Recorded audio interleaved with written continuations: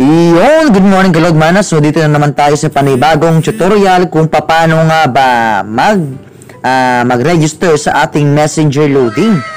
Yan, so isa ito sa mga way of loading kay Loadman. So kailangan mo lang gawin is click lang yung Loadman.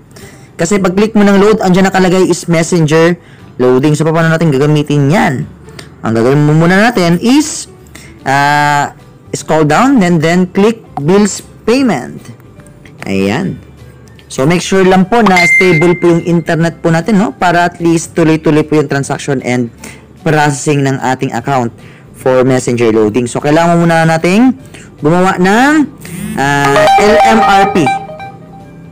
Ayan, LMRP. Okay? So, ngayon, kapag once na nakapag-register tayo ng retailer man yan or dealer, pag once na nasa LMRP na tayo, create LMRP account lang po tayo, no? Tapos, click natin yung phone and then ilagay natin yung number ni retailer or dealer number.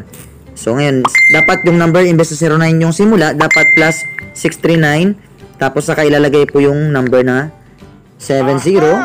And then, next. Click next. Ayan. So, validating na po siya. Make sure po na pinapaloading po natin siya, no? Hindi pwedeng i-reload.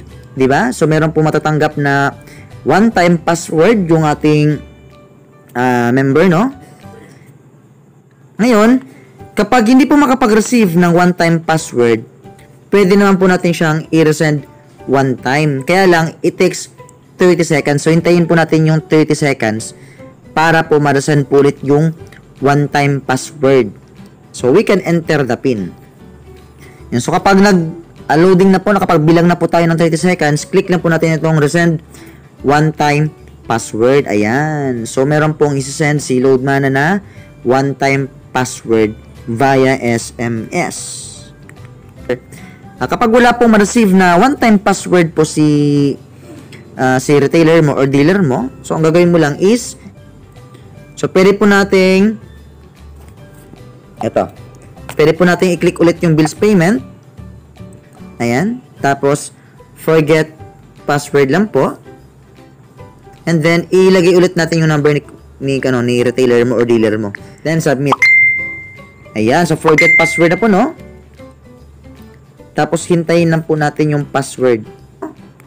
Tapos, ilagay natin yung i-login natin, no? Login. Login. Ayan. Plus 6395. Ayan. Tapos, password. 7. Ayan. Tapos, kapag nakapag-login na po tayo, no? Kapag nakapag-fill up na po tayo, tama na po yung password and contact number, sign in lang po to LMRP. And then, before po tayo makapag-login, isave lang po natin, no? So, kailangan lang po natin i-resend yung one-time password. Ayan, para may ma-receive po tayo. Ayan. Kasi minsan po, hindi po tayo nakakapag-automatic pag-create ng LMRP. Kaya ang ginagawa po namin is pinaforget password po namin. Yan. So, saka pa lang po siya, pumapasok yung mga OTP password kapag pinaforget password na po natin. Sa iba naman is okay naman, dire-diretso. Pero kung sakali naman na ganito yung mangyari, katulad ng experience natin ngayon, so i-forget password mo lang po. Ayan, so verify lang po natin, no? Ayan, so update profile na dyan. So pangalan po ng ating retailer po is Marites Chismosa.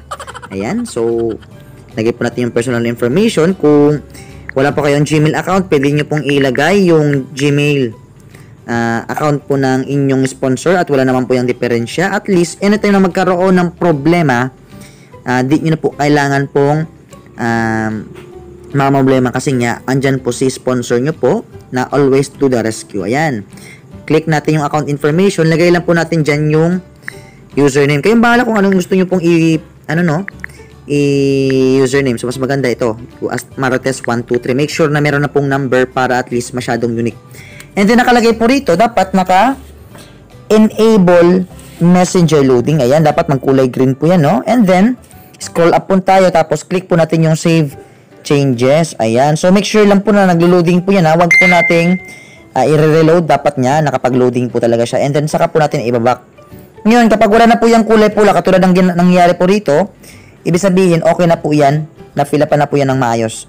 Ngayon, sa password naman, ilagay po natin dito is, ito sa password naman po is, example, dapat nagsisimula sa at, tapos, ang capital letter ng first word is capital M. Ayan. Tapos Marie. Tapos lagyan natin ng numbers. At capital M, A-R-I-E, 1, 2, 3. Yan. Tapos scroll up and then click ulit yung save changes. So, kagaya po na nakikita nyo po sa taas, itong kulay blue, dapat naka-loading po yan ha. Huwag po nating i-reload. Saka po natin i-back. Yan. Para hindi na po siya magkulay pula. Sa address information naman po, okay, continue lang po natin, no? Para nakasave po yung password. Ayan, tapos select region. Si Marites Chismosa po is taga region 5. Ayan. Masbate po. Ayan. Tapos click natin yung save changes. Ayan. E nakalagay po dito, profile successfully updated na po. Ayan. Tapos bigla po magta-transform po yung dashboard po natin. Ayan. So, ibig sabihin, pwede na pong gamitin yung messenger loading po natin. Ito po yung step 1, no? Ayan. So, ngayon, mapapansin nyo po, pwede po tayo mag-transact dito ng bills payment, pwede ring online loading. So, pwede nyo pong yung explore. Kayo na pong bahalang mag-explore dyan. Ayan. So, ngayon, next step po, paano naman ililink po yung messenger loading po natin, yung FP po natin, sa messenger loading ni Loadmana, no? So, ang kailangan na po natin gawin is click lang na po yung application, click load, and then click messenger loading, tapos click po yung messenger natin mismo. Ayan. Tapos, nakalagay po dyan, get started. Ayan. Get started. And then, kung ano lang po yung kailangan na information, yun lang po din po yung ibibigay po natin. So, una-una po dyan na kailangan natin i-click is yung pinakataas, yung e-load bot. Ayan. Pagka-click ng e-load bot, kagaya ng nasabi ko kanina, kailangan po nating ibigay po yung information na hinihingi po ni messenger loading. Siyempre, ibibigay muna natin yung contact number na gagamitin para sa messenger loading. Ayan.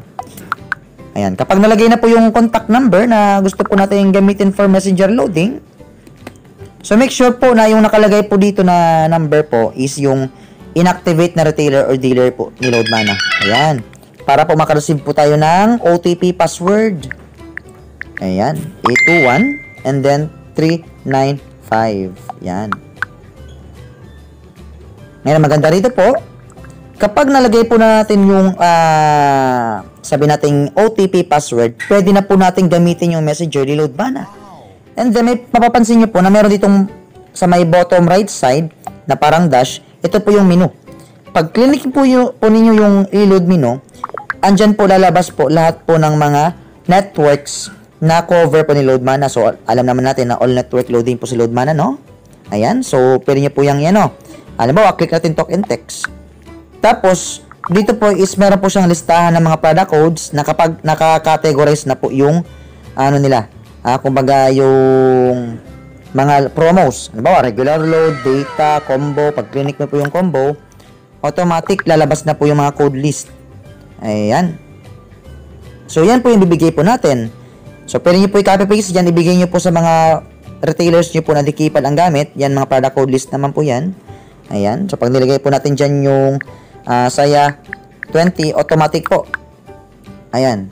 Pag type po ng saya 20, automatic na po. Yan, hihingin po ni messenger loading po yung number ni customer. Yan. So, make sure po na tama po yung number, ha? And then, kapag okay na po, click yes lang po. Pero, syempre, kasi di naman sa atin yung number na yan, click no po tayo yan. Ngayon, ganun lang po. Ngayon, kapag kabisado mo na po yung promo o yung code list, si customer mo, si Suki mo is palaging saya 20 yung pinapaload niya, same number lang, pwede mo pong i-click yung cell i-load. Tapos, pwede mo nang ilagay kagad dito yung saya 20. Di mo na kailangan maghanap pa ng i-load menu. Yan. Tapos, same number lang. 0912, kung ganun yung number niya. Same process lang po yung pag-load. Ayan. Tapos, click yes kung okay na. Ganun lang po kasimple. Yan. No pa rin kasi hindi po sa akin number na yan. Ang swerte naman ng ating number kung luludan natin yan, di ba? So, ngayon po, ito naman ang inquire balance. Pwede po nating ma-check po kung magkano po yung balance po, no? Ayan. So, it takes approximately 10 seconds before po natin ma-check yung balance dyan kay messenger loading. Kasi automated po yan, eh. Ngayon, in terms of dealer menu naman, pag click po natin yung dealer menu, so, ito naman po is processing po para sa pag-load wallet sa mga retailers po natin. So, pabor na pabor po itong step na to para sa mga mga business partners natin na abroad. It's either retailer man yan or dealer or stockist man yan. Ayan. So, universal load transfer para sa mga pagpupundo ng load wallet sa mga activated na retailer ni Loadmana. Traditional naman, para yan sa pagpupundo sa mga traditional smart na hindi po activated as retailer ni Loadmana. Ganyan. So, ngayon po, yun na po yung ating tutorial, no? For the rest of the details, pwede nyo pong tanungin yung tao na share sa video na to. So, once again, I'm Coach Kenshin po. And so, hopefully na marami po kayo natutunan sa tutorial na to.